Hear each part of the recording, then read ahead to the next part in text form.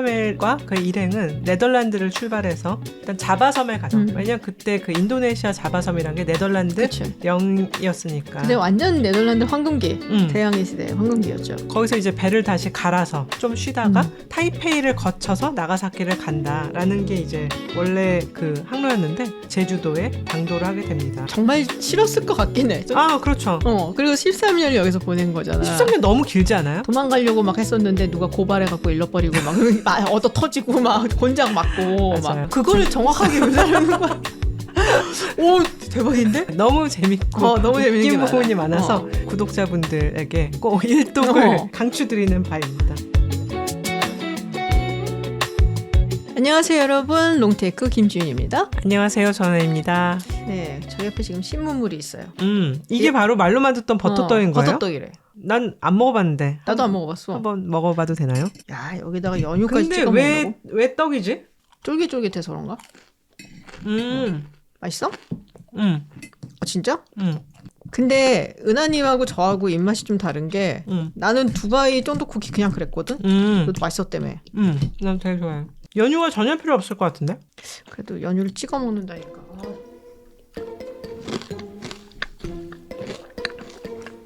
그야말로 겉바속촉이네요. 이게 뭔 맛이야?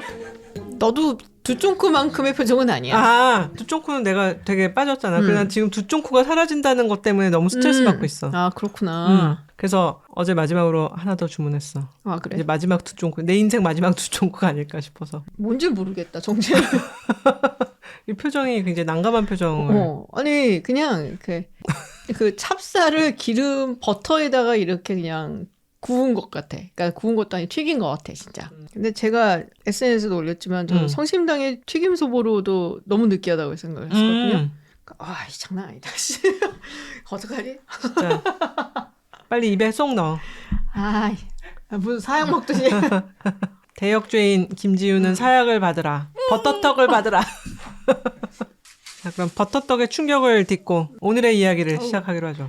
시간이 좀 지났는데 아카데미 상키 보셨어요? 아, 봤죠. 아, 진짜? 다 봤어? 드문드문 본 것 같은데 뒷부분은 거의 다 봤어요. 그렇구나. 저는 그냥 유튜브 올라오는 그 클립들만 좀 봤거든요. 근데 딴 것보다 그걸 봤지. 캐대헌. 이번에 이관왕을 차지했잖아. 네. 그리고 그 무대가 있었잖아요. 공연 무대. 사자 보이스. 와, 나게 그거 보면 야, 내 생에 이런 날이 오다니. 아카데미 수상식에서 그래서 한복을 입은 사람들이 그렇죠. 갓쓴이들이 나와서. 야, 이런 일이 일어날 줄은 정말 상상을 못했는데 그래서 굉장히 놀랐어요. 네, 너무 멋있었죠. 너무 멋있었어요. 춤도 너무 잘 추고 다들 그러니까. 너무 멋있고 정말 특별한 시기를 살고 있구나 우리가. 한류의 시대가 온 거죠. 뭐 이제는 그냥 한류라고 부를 필요까지 있을까 싶을 정도로 완전히 메인스트림이 돼서. 그러니까요. 인기가 요즘 대단한 것이 얼마 전에 홍콩을 갔었거든요. 홍콩에서 굉장히 다국적의 친구들과 모여서 밥을 먹었어요. 한 5개국 사람들. 야, 모두 BTS의 광화문 공연에 대해서 얘기를 하며 그중 몇 명은 한국에 그 BTS 공연을 보러 갔다. 야, 정말 대단한. 아니, 그리고 옛날에는 우리 젊었을 때 이렇게 거리를 다니다가 외국인을 보잖아요. 막 외국인 막 이러니까 그럴 때는 그래서 약간 좀 만나면 영어 대화도 해야 될 것 같고 네가 막 뭔가 길 찾고 있는 것 같으면 가서 막 가르쳐줘야 되나 막 이러고서 막 머릿속에 생각하고 있었는데 요새는 그냥 연남동이라든지 홍대라든지 뭐 이런 데 가면은 너무 많아요. 광화문도 아니, 너무 갑자기 많고 너무 많다니까. 경복궁에 가면 한국인이 적어요. 한국인이 적어. 맞아. 다들 외국인 분들이 한복 빌려 입으시고 너무 재밌게 사진을 찍으시는 거 보면은 한국이 참 달라졌어요. 달라졌죠. 네, 위상도 달라지고. 네, 그러니까. 그리고 유튜브 클립 같은 데도 보면은 외국인들이 한국에 와갖고서는 서울에 지금 와 있는데 뭘 먹으러 가겠습니다. 막 이러면서 나가고서 막 먹는 거야. 그 마치 우리가 어딜 가갖고서는 뭐 미국 가고 햄버거 도장 깨기 하고 다니듯이 이분들 와갖고 떡볶이 도장 깨기 하고 다니고 이러더라고요. 더 이상 막 한국의 뭐 비빔밥, 불고기 이런 게 아니라 그런 거 아니야. 진짜 한국의 명동의 스트리트 푸드 드시고. 여기서 옛날 얘기해보면 우리는 그때 그 학교에서 방학 되면 해외 연수, 어학 연수 같은 것들 떠났잖아요. 대학교 때. 대학교 때. 그게 30여 년 전이죠. 그러면은 간 것도 이제 외국 간 것도 너무 설레는 일이지만 가서 뭐 사고 싶은 게 되게 많잖아. 그치. 미국에 갔다 이러면은 갭에서 청바지 사고 바나나 리퍼블릭에서 티셔츠 사고 이태리 가면은 뭐 베네통 이런 거 주섬주섬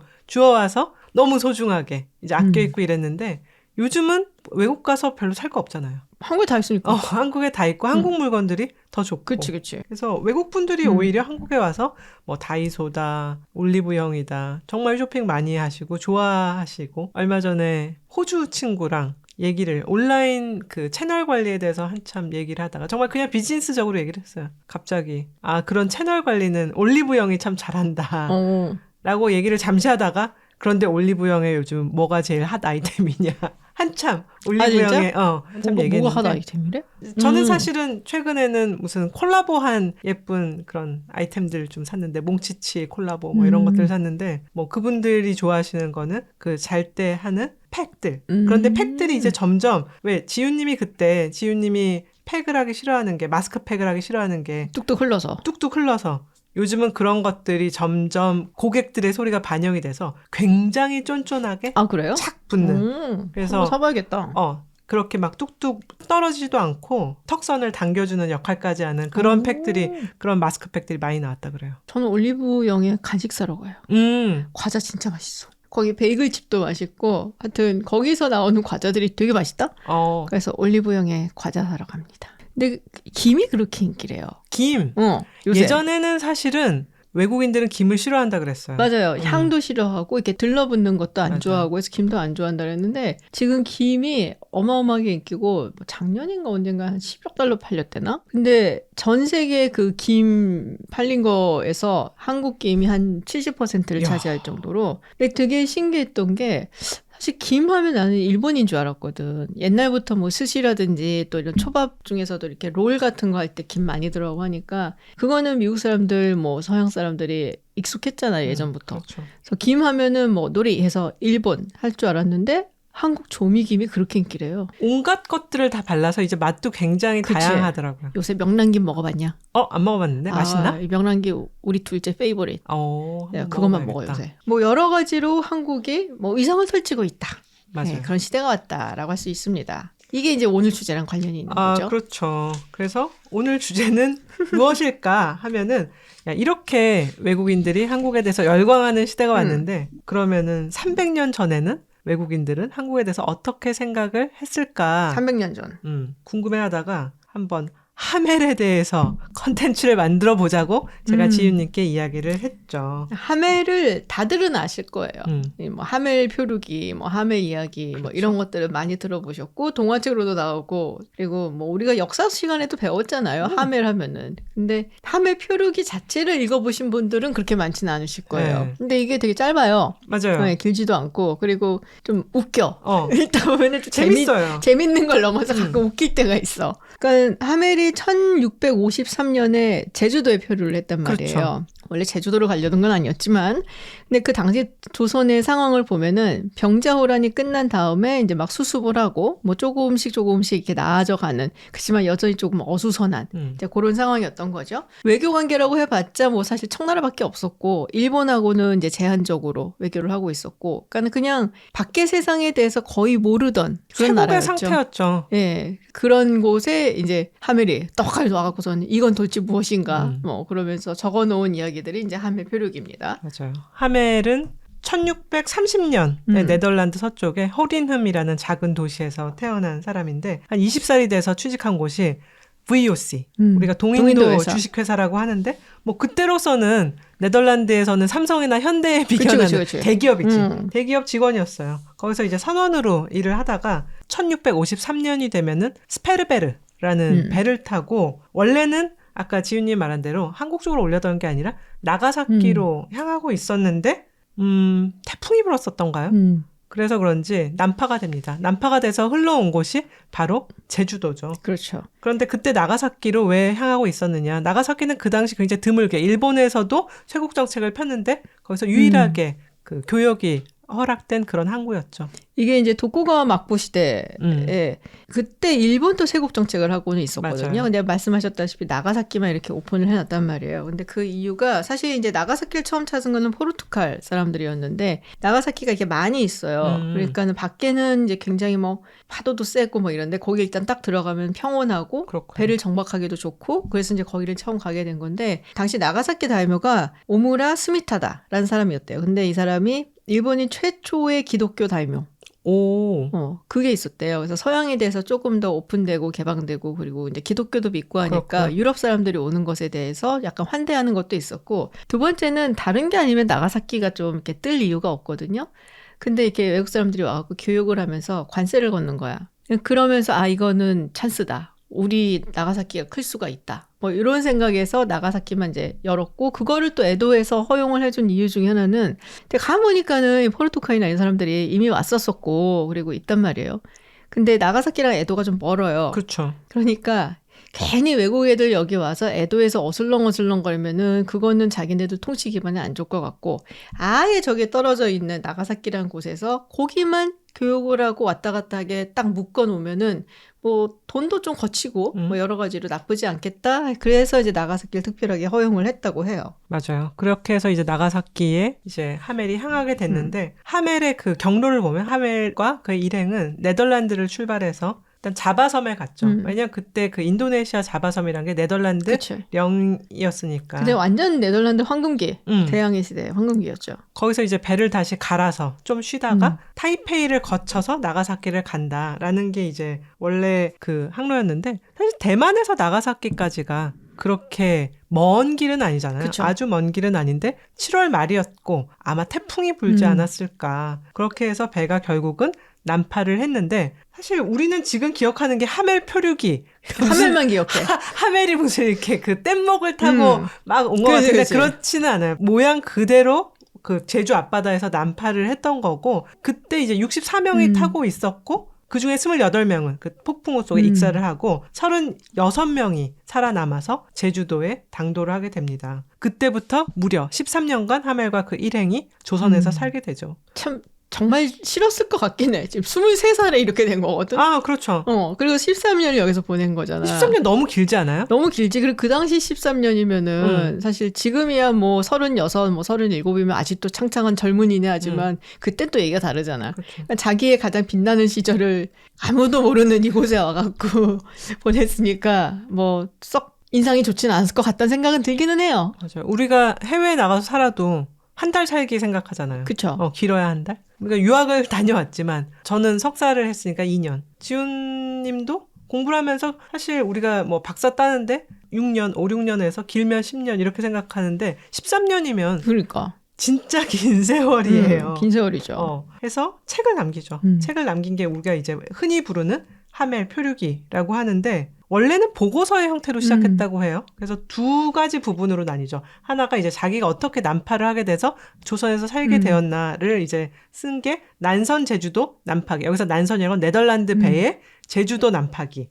그리고는 우리나라에 대한 어떤 정보를 담은 조선국에 관한 기술이라는 두 편의 보고서를 묶어서 한 권의 하멜 표류기가 완성이 됩니다. 원래는 네덜란드 동인도 회사가 이제 보고서를 작성을 해라. 그래갖고서는 만든 보고서였다고 해요. 그래서 행정 보고서 같은 거고, 뭐 조선의 지리라든지 정치 체제라든지 뭐 경제 시스템이라든지, 그러니까 나라에 대한 거 이런 걸 쓴 거죠. 사실 예전에 외교관 하면은 이제 거기 가갖고 약간 스파이 비슷한 노릇도 해야 그렇지. 됐던 거죠. 정보 수집, 정보 보고. 그렇죠. 그래서 이 나라에서 요새 무슨 이런 정치적인 일이 있는데 뭐 이러고선 보고를 하니까 지금도 그래서 사실은 뭐 스파이라고는 아니지만 외교관들이 와갖고서는 하는 많은 일들 중에 하나가 그 나라의 정치라든지 사회라든지 분위기가 어떤가를 이제 수집을 하는 거잖아요. 각국 대사관들이 다 아침마다 그거를 다 컬렉트를 해갖고 정리를 한단 말이야.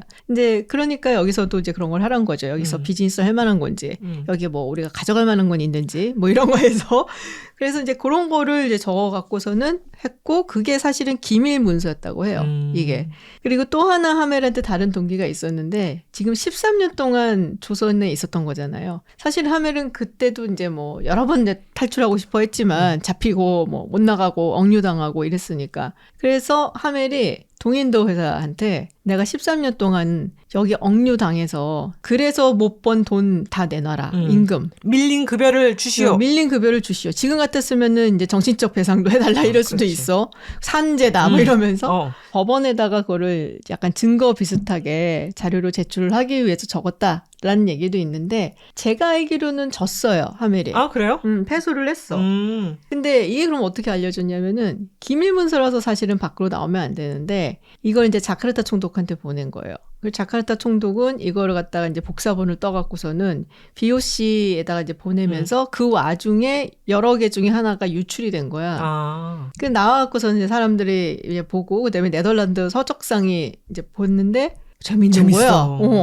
사실 지금 보면은 나는 지금 봐도 재밌긴 하지만 이제 뭐 그냥 뭐 조선 얘기 하지만은 그때 당시에 저기 외딴 섬 같은 데에서 일어나는 일들 막 적어놓은 거 보면은 무슨 조금 심하게 말하면 약간 귀신 얘기 같기도 하고 그런 거잖아요. 모르는 세계니까 사람들이 와 재밌다.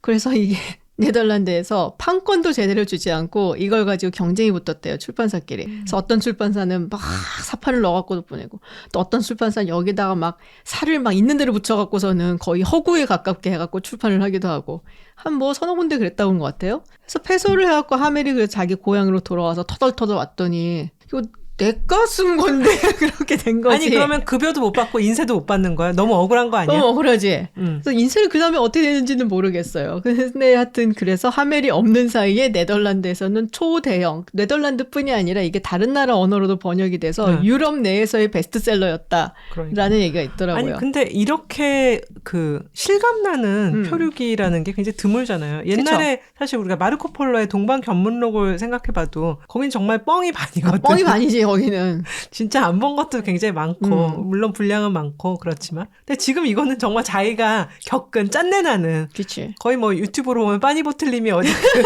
인도 여행이야. 인도 여행 가서 뭐 이런 것들 막 생생한 그런 것들이 담겨 있으니까 어마어마하게 재밌죠. 그쵸. 그런데 그래도 생각해 보면은 이런 걸 쓴 건 대단한 것 같아요. 왜냐면 아까도 말씀드렸지만 처음에 제주에 땅에 내린 사람이 36명. 근데 정말 먼 땅이었고 중간에 그리고 탈출하려다가 잡혀가서 곤장도 맞고 하다 보니까 많이 돌아가셨어요. 마지막에 남은 사람이 16명 정도 됐고 그래서 같이 탈출한 사람은 8명. 이 사람들이 이제 1666년에 일본으로 같이 탈출하고 나머지 사람들도 보내줬죠. 2년 후에 이제 가게 되죠. 그런데 결국은 16명 사람 중에 책을 남긴 사람은 하멜밖에 없단 말이야. 그것도 이렇게 그 자세하고 재밌게 썼다는 거는 그 필력이 대단한 거 아니에요? 그렇죠. 그리고 여기서 또 중요한 게 그거예요. 기록을 남겨야 돼. 사람은. 그러니까. 기록을 남겨야지 이게 힘이 되는 거예요. 사람은 죽어서 이름을 남긴다. 무조건 기록을 남겨야 돼. 근데 저는 사실 굉장히 흥미로웠던 게 이게 사파 같은 게 들어가 있고 그러잖아요. 근데 지도가 너무나 상세하고 잘 돼 있는 거예요. 사실 한국에 그때 당시에 왔었던 사람이 거의 없었는데도 불구하고 굉장히 비슷하게 그려놓고 아주 자세하게 그려놓고 제가 그걸 또 언제 느꼈냐면은 제가 싱가포르 갔을 때 싱가포르 국립박물관을 갔어요. 근데 솔직히 싱가포르 국립박물관이라면은 뭐가 있냐. 싱가포르이 아주 정말 유구한 문화와 역사와 이런 건 아니잖아. 근데 이제 거기도 유럽 사람들이 처음에 와갖고서는 뭐 개척하고 어쩌고 뭐 네덜란드 사람이 어쩌고 하면서 그거부터 시작을 하는데 들어가자마자 지도가 이렇게 쫙 있거든요. 그 당시에 이제 네덜란드 뭐 항해사들이라든지 이런 사람들이 썼던 지도인데 그것도 보고 깜짝 놀랐어요. 너무 정확해서. 야, 이 당시에 네덜란드의 항해 뭐 측량 기술이라든지 뭐 항해술이라든지 이런 거는 어마어마하게 발전을 했구나 하는 생각을 했죠. 그러니까 저는 사실 이 책에 계속 우리가 서울로 이동하는데 거리가 얼마 정도 되고 뭐 조선은 8도인데 뭐 어떻게 이루어져 있고 이런 것들의 숫자와 거리와 위도 이런 맞아요. 기술이 계속 나오거든요. 너무 궁금해. 지금처럼 무슨 전자장치가 있는 것도 아니고 그럼 이 어떻게 사람들이 해요? 자를 들고 다녔을 것 같지도 않고 물론 항해사 같은 경우는 뭐 별자리 보고 위도를 계산하는 능력은 분명히 있었을 것 같은데 이 사람들은 그 당시에 도대체 어떤 도구를 사용해서 이렇게 거리를 측정하고 자신들이 이제 있는 위도 같은 것들을 그치. 파악했을까 이런 것들은 진짜 더 연구를 해볼 만한 그럴 필요가 있을 것 같아요. 근데 약간 공대 마인드, 이대 마인드 가진 분들은 좀 다르긴 하더라.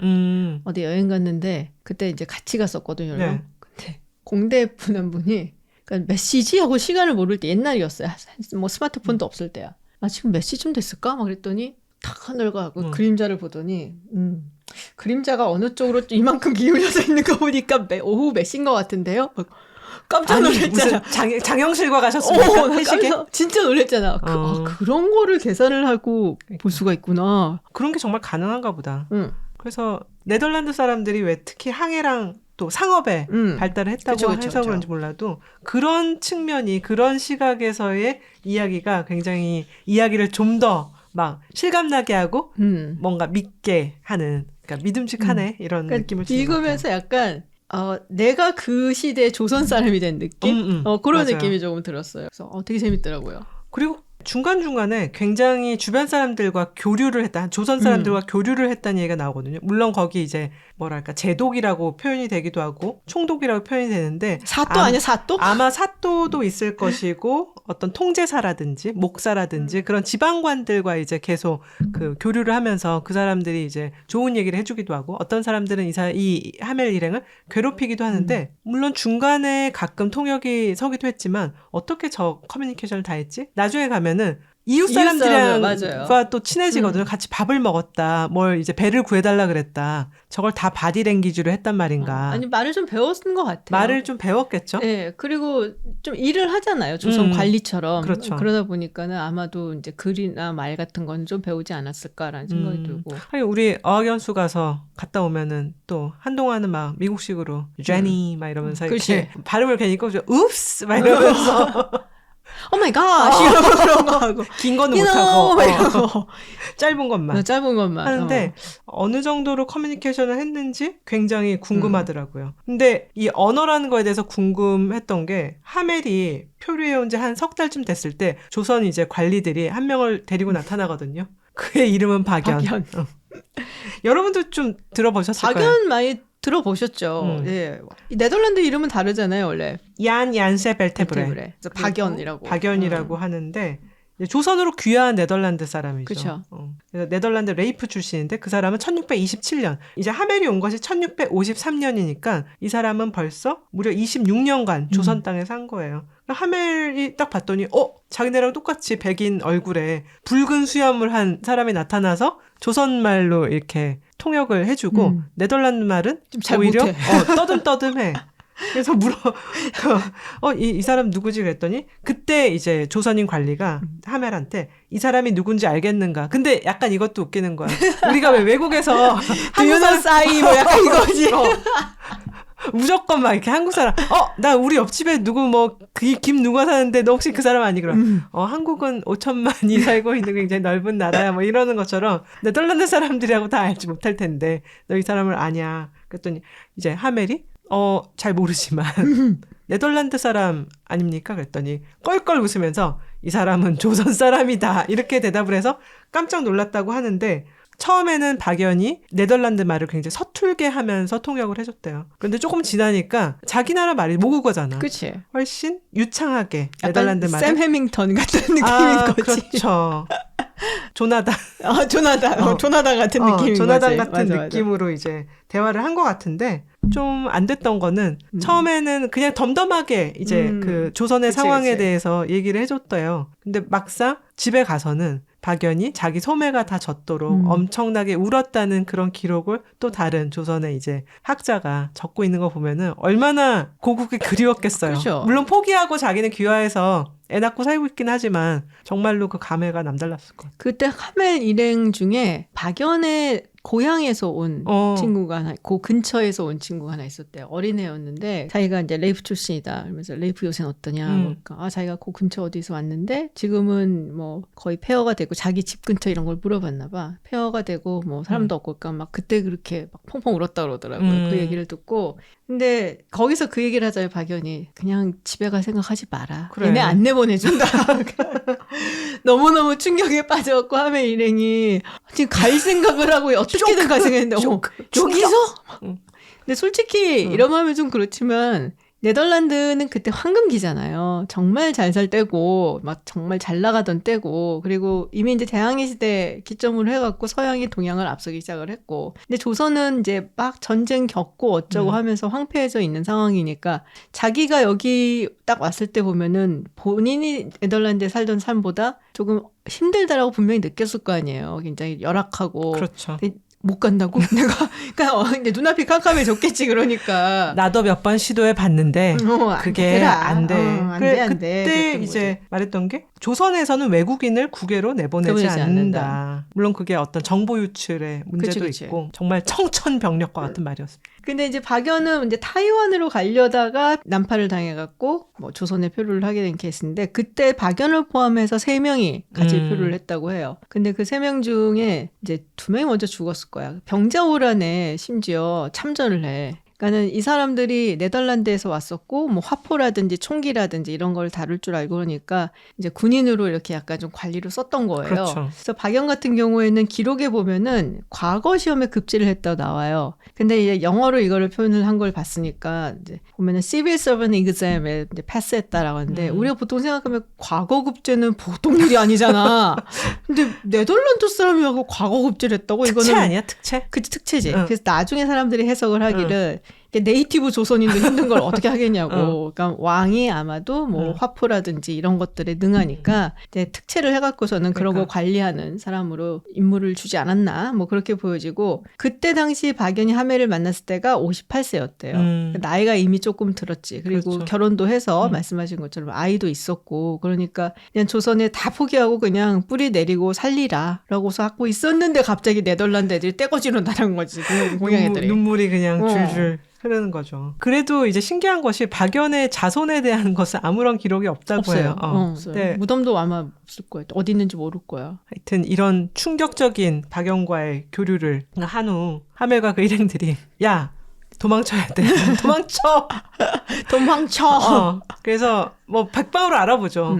그때는 이제 제주도에 있었으니까 뭐 배를 알아본다든지 뭐 여러 가지로 했는데 다 실패하고 또 걸리고 뭐 그래서 결국 그 제주도 관리들이 굉장히 골치 아프게 생각했었나 봐요. 이 사람들 어떻게 할까? 그래서 서울에 조정에 물어보니까 야 걔네들 서울로 보내. 그래서 이제 서울로 가게 됩니다. 서울로 가는 그 길을 또 다 기록을 해놨는데 정말 어떻게 이렇게 잘 기록을 했지? 왜냐하면 제가 이제 해남을 좋아하잖아요. 그래서 제가 서울에서 해남 내려가면서 대부분 내비에 의지해서 가기 때문에 길을 잘 모르는데 하멜은 굉장히 잘 적어놨어요. 자기가 뭐 해남에 가서 해남에서 나주로 가서 뭐 어디로 가서 정말로 그 전라도에서 서울을 간다는 게 굉장히 먼 길이잖아요. 그 길에 대해서 쭉 하더니 드디어 서울에 당도를 해서 서울에 대해 썼는데 큰 강을 건너서 시오르라고 하는 굉장히 큰 도시에 도착했다라고 했는데 서울은 그 당시 네덜란드인이 보기에도 굉장히 큰 도시였구나라고 하는 게 사실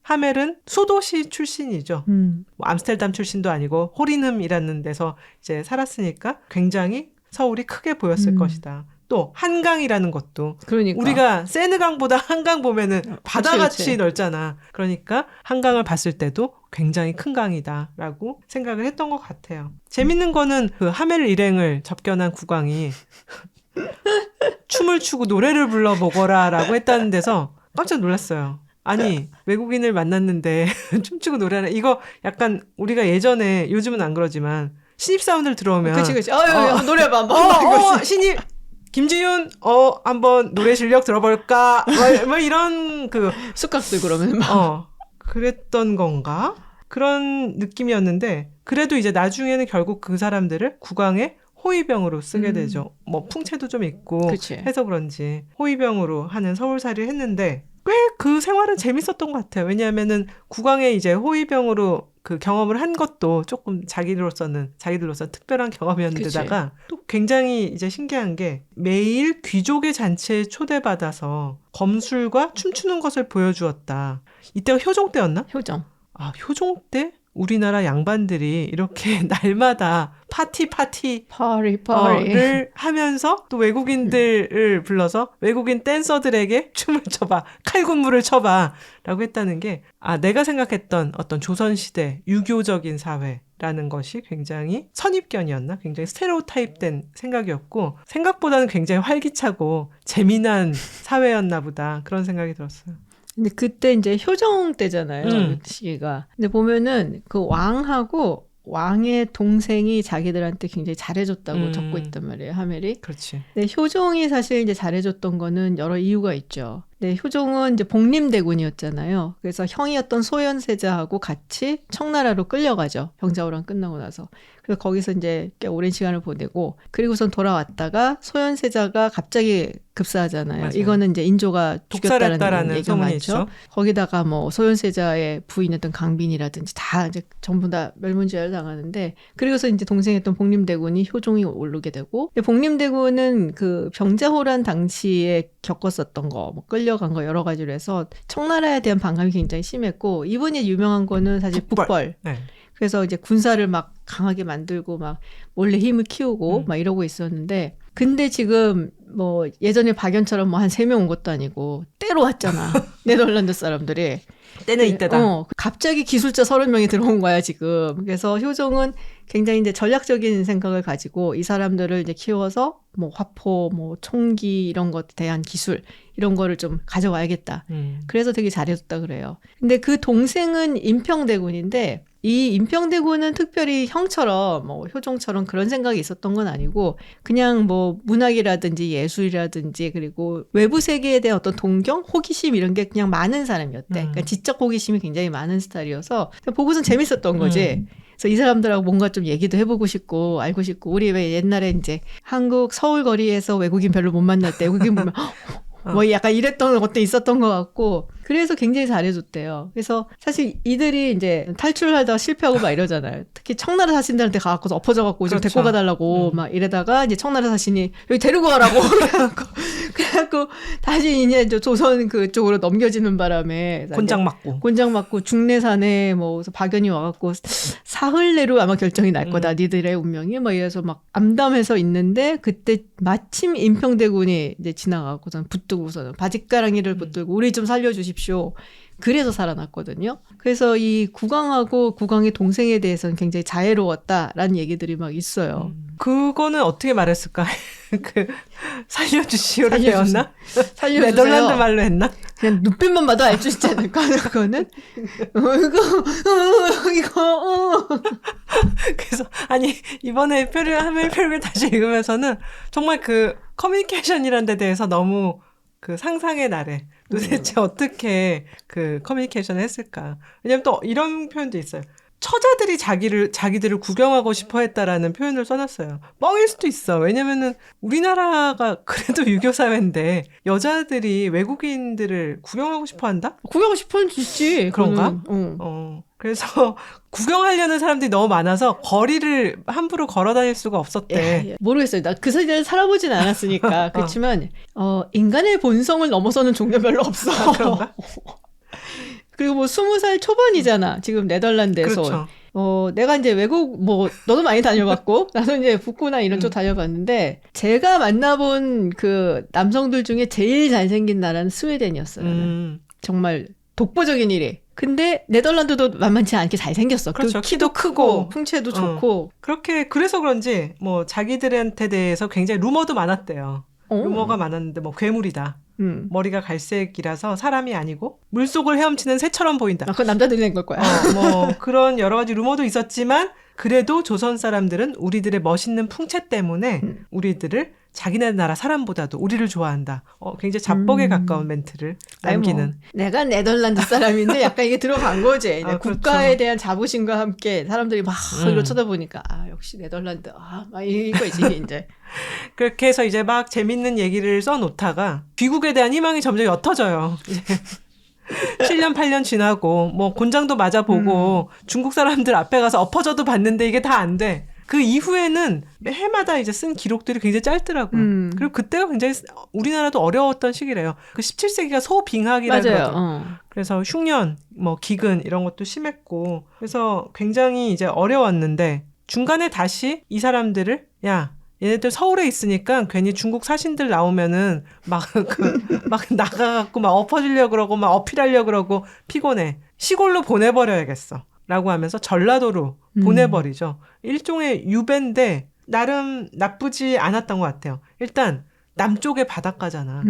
서울에는 사실은 배라는 게 그쵸. 한강변에 가면 좀 있겠지만 내륙이잖아 일단. 뭐 인천 쪽으로 가면 모르지만 전라도에 가니까 널린 게 배야. 야 배가 뭐 여기도 있고 저기도 있고 일단 그리고 최남단에 갔기 때문에 약간만 가면 일본이잖아. 그치. 그러니까 중간에 한국인 관리도 이 사람들한테 물었다 그래. 야 니들은 이렇게 전라도 바닷가에 왔는데 왜 도망을 안 치니? 이 관리분도 참 열린 마인드, 오픈 마인드. 그렇지. 배려심이 깊은 거야 우리가 보기에는. 근데 그것도 보면은 자기가 가 있던 곳에 사또가 누가 오느냐에 따라 갖고 또 인생이 달라지는. 그렇죠. 마음 좋은 사람 오면은 편하게 지내는데 조금 악독하거나 깐깐한 사람 오면은 이제 또 이제 힘든 삶을 해야 되고. 나는 그게 되게 재밌었어.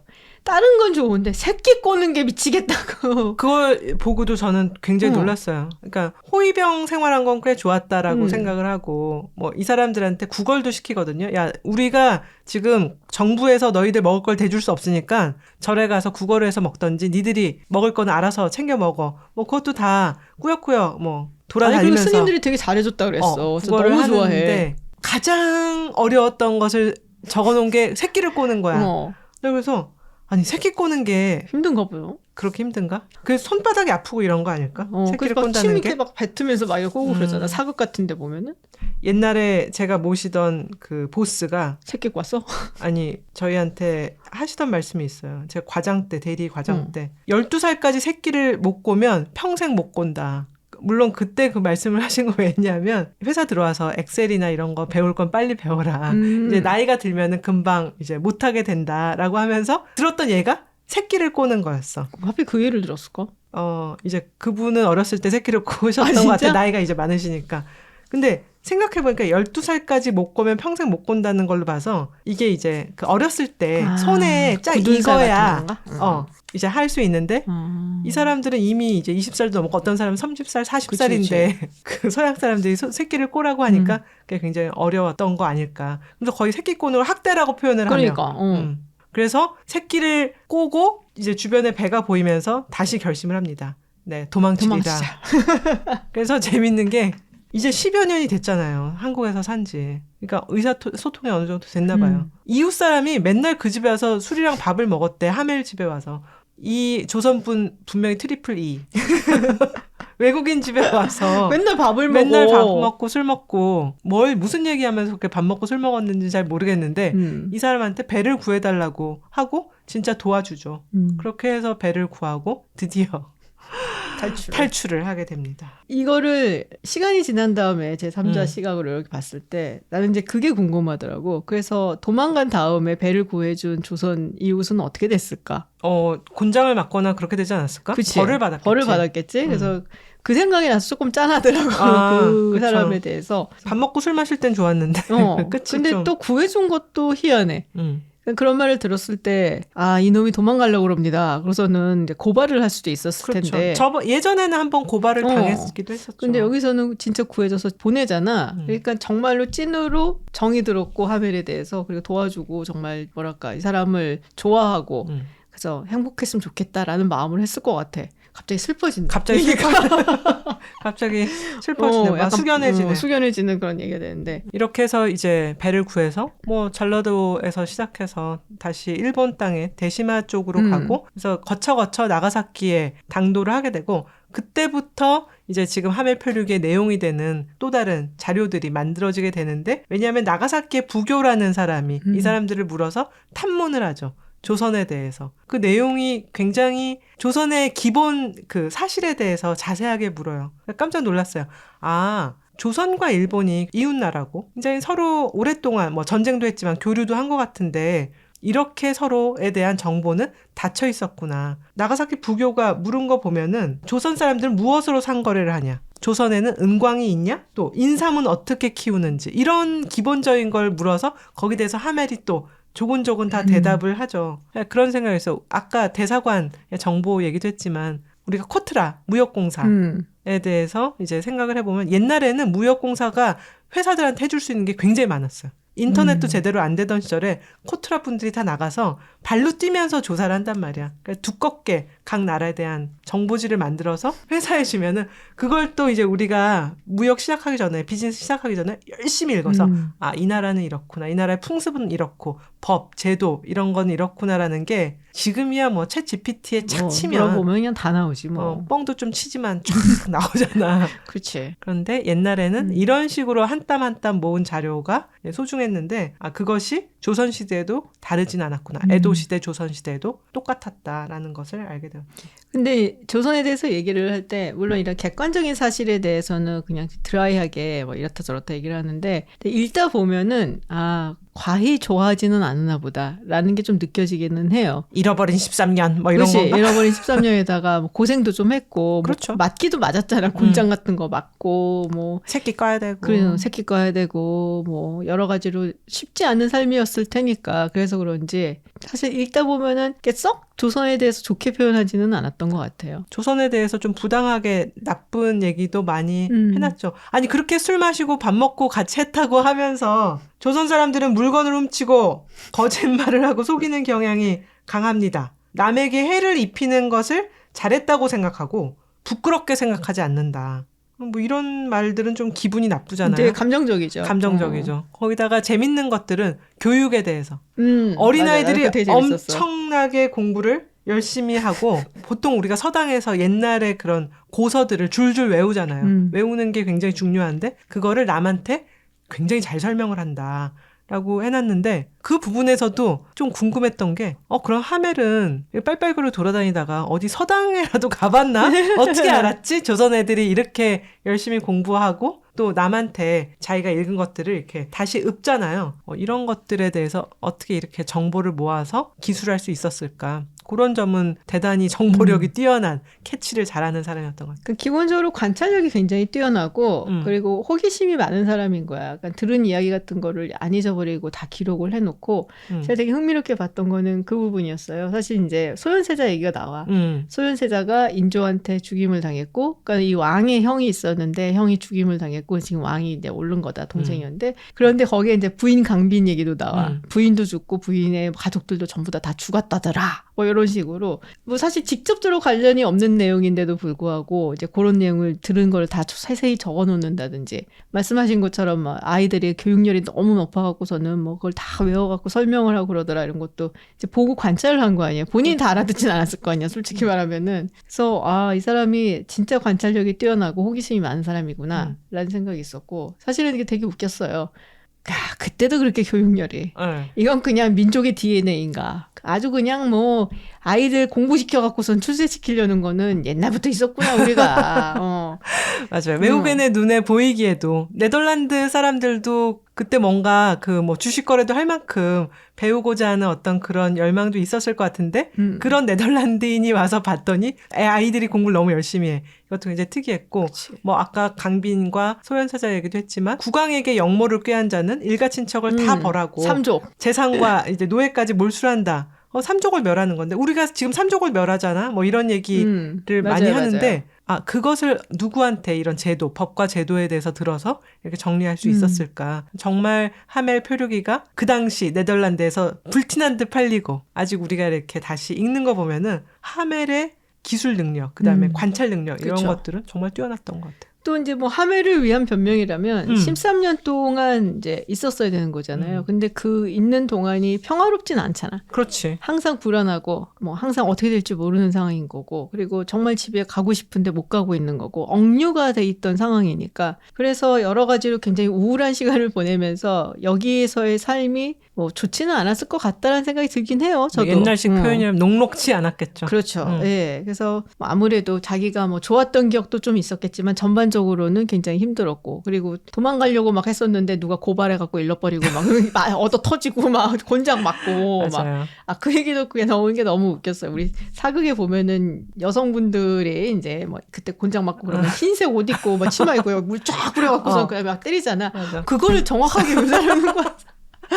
오, 대박인데? 막, 그러니까. 이렇게 정확하게 얘기를 했다고? 남자들은 이제 빨갛게 끼고, 어. 아랫도리를. 여자들은 이제 수치스러우니까 이제 옷은 입혔는데, 그런 적상 같은 거 그런 거 입혔다라는 거잖아. 오, 정확하게 왔는데? 막 그렇게 생각을 했죠. 아, 정말 저희가 오늘 얘기하지 못하는 세세한 부분들 중에 너무 재밌고 너무 재밌는 웃긴 게 부분이 많아. 많아서 구독자분들에게 꼭 일독을 강추드리는 바입니다. 근데 저는 되게 이걸 보면서 박연이랑 이렇게 비교가 되는 거예요. 그래서 인생은 어떻게 보면 타이밍이다 싶기도 했던 게, 박연이 이제 표류를 한 게 1627년이잖아요. 근데 그때는 이 박연을 일본에다가 넘기려고 그랬대요. 우리나라에서. 근데 일본이 안 받는다 그랬대. 아, 그런 거예요? 네, 왜냐면 이제 기독교인들을 우리는 못 받는다. 그래갖고 거부를 해갖고 박연이 못 갔다라는 거예요. 근데 하멜이 왔을 때는 이제 1653년인데 그때는 조선이 바뀐 거야. 그래서 안 내보내잖아. 근데 일본을 보내겠다면 아마 그때 일본은 받았을 수 있어요. 나가사키에서는. 그렇지. 근데 여기는 이제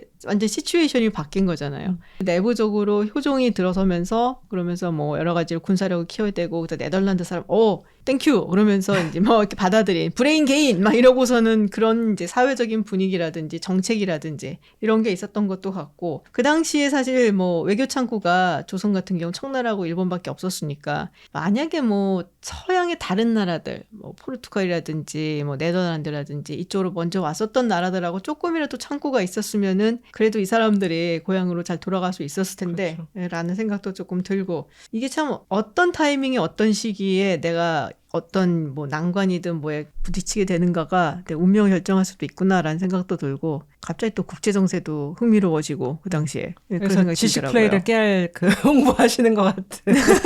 국제정세를 알아야 됩니다. 근데 지금 같은 때 하멜이 한국에 온다면 정말 너무 멋있는 나라라고 썼을 텐데 안타깝습니다. 그렇죠. 아니 그리고 놀고. 지금 한국의 음식들이 K푸드가 전 세계적으로 그렇죠. 엄청난 인기를 모으고 있는 이 시점에 하멜은 하필 소빙하기 때 와서 밥도 제대로 못 먹고 그러니까. 죽으로 연명하며 이렇게 살았으니까 좀 안타까운 그런 게 있는데, 뭐 청어만 먹었으면서 뭘 지내도 뭐 솔직히 맞아. 말해서 국뽕의 시대 다시 하멜의 표류기를 읽으니 재밌기도 한데, 우리나라가 정말 이제 레벨루가 다른 나라가 되었다라는 다시 국뽕이 차오르며 굉장히 즐거운 마음으로 책을 읽었습니다. 제가 가끔 그 얘기를 해요. 한반도 우리가 뭐 반만년 역사라고 하잖아요. 물론 그게 뭐 반만년 진짜 한 민족이 온 역사는 아니겠지만, 어쨌든 간에 우리가 소위 얘기하는 반만년 역사라고 했을 때 그 반만년 중에서 지금이 아마 제일 잘 사는 시기일 거야. 제일 잘 살고, 제일 사람들도 잘생겼고, 제일 덩치들도 좋고, 제일 인텔리전트하고, 그러니까 최전성기 리즈 시절이다. 저는 그렇게 봐요. 정말 좋은 시대고, 네. 단지 이게 경제적으로 잘 산다, 돈이 많다, 이걸로 끝나는 게 아니라 우리가 문화적인 측면에서 세계를 주도하고 있는 시기이기도 하잖아요. 여러 가지 문화의 각 측면에서. 그래서 정말로 자랑스러움이 매일 느껴지는 그런 시대입니다. 다시 태어나서 한 번 더 오시기를. 그러니까요. 네, 이렇게 오늘 하멜 이야기를 해봤습니다. 저희가 다음 주에 또 흥미롭고 재밌는 얘기로 돌아오겠습니다. 롱테이크 김주인이었습니다. 정은이었습니다. 고맙습니다. 감사합니다.